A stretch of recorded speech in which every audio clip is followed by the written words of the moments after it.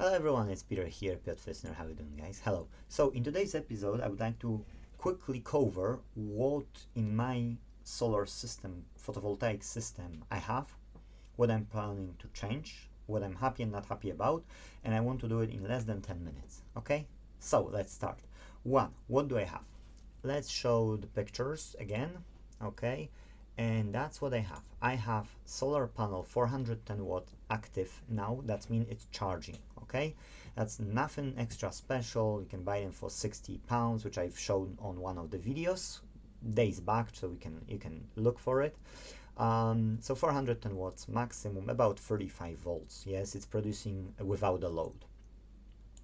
Next is a mess because I've clicked in the wrong way. Next, I've got a simple solar charge controller for few quid. I can say don't buy it, buy MPPT or build MPPT DIY one, the one which I'm showing on this YouTube channel, okay?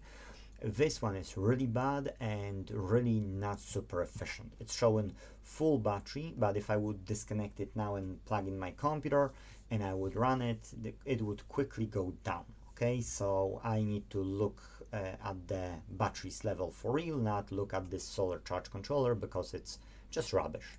And then that's connected to two batteries. Okay, I'm using 4.5 millimeters square twin cable. I bought 10 meters for like £27 and some pence on eBay, and I've hooked up this to the set of the batteries.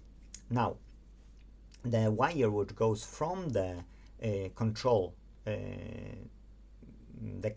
yes, to the batteries, it's I think 2.5 millimeters because it's short one and because it's still enough to charge the batteries fully. Okay, only because of that I don't see a difference in between 2.5 and 4 millimeters in that case.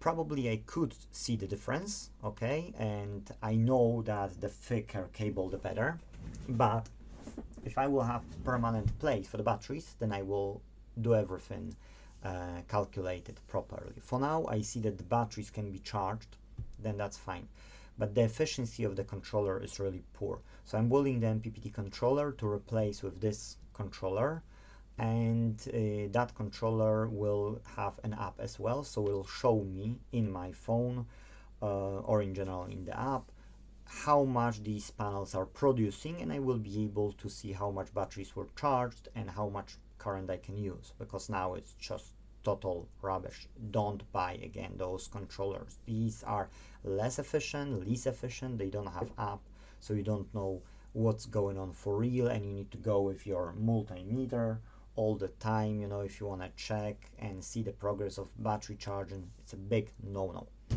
Now, I've created a small file here to explain you some data. Okay, so 3 minutes, and let's show this. So we've got those 4 factors. Okay, so panel is 410 watts total. Total watts per day, it's at least 2000 watts. Why do I think so? Because the battery's max power in watts is 3120, which is 12 times 130 amp hours. That's 1560 amp hours. Yes, in total I can pull, of course not simultaneously, I mean at once, yes, no, just in total. Yes, so 2 of those batteries is 3120. They would be completely depleted, and I had times when they went so bad that I have regrets, but it happened. Yes, so I can use for real about 1500 watts out of them per day, which I do.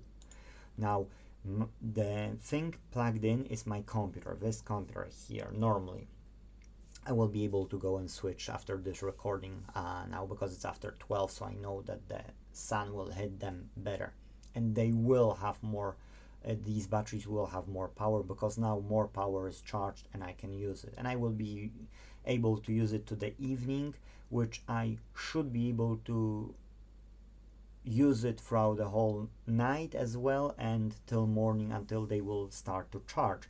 But the problem is when it's a sunny day, yes, it's working this way. when it's cloudy day, no, it's not. I think it's due to the controller and nothing else, okay?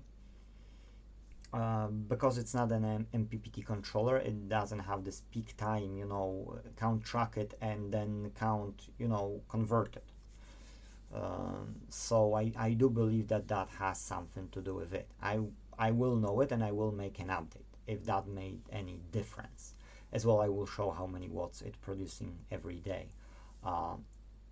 As this is 410 watts, I would say that the efficiency of it should be around 300 watts at least. Yes, that's the absolute minimum for a few hours at least a day, like at least 4 or 5 hours a day minimum, because that's on the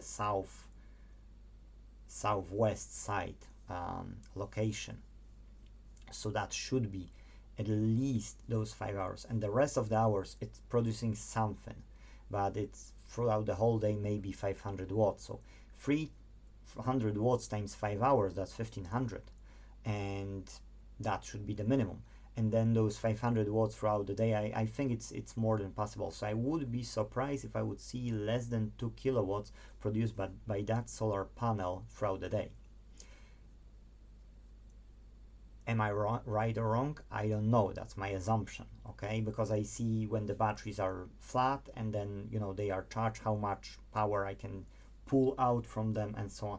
But we shouldn't go in less than 50% on them. So I need to either add one battery and charge it, or use less current to not deplete them, because I will lose them, and they have 4 years warranty if used the right way. So in that case, if calcium battery cost like 77 pounds, I should be able, with about 6 batteries here for this workshop, use